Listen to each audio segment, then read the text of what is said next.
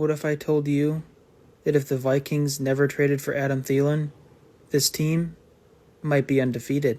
Ever since the Vikings granted Thielen his release and went on the Steelers, the Vikings haven't lost a game, and the Steelers haven't lost a game.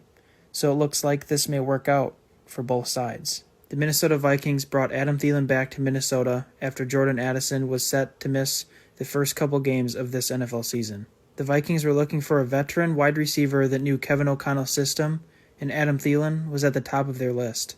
Adam Thielen was only ever supposed to be a replacement for Addison until he comes back, but Thielen wanted more than that when he requested a trade out of Minnesota to be in a contender, yet he chose the Steelers, which are not a contender.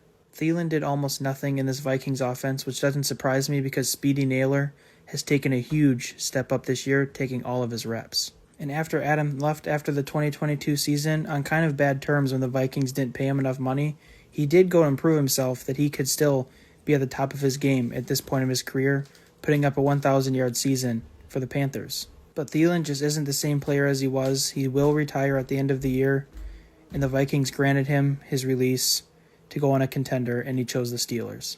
Thielen will end his career with one of his friends, Aaron Rodgers, which is what I guess he wanted to do. But when it's said and done, Thielen will be in the Ring of Honor and will have one of the greatest stories to ever come through the NFL.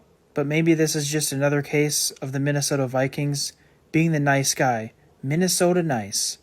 Things get tough. Adam Thielen doesn't want to help out the younger players in the organization. He wants to go in a contender. He doesn't want to share his knowledge with the rest of the team. Sam Darnold last year, not going to franchise tag him. Doesn't want to compromise him making big money. If the Minnesota Vikings want to win, maybe they have to play the villain sometimes.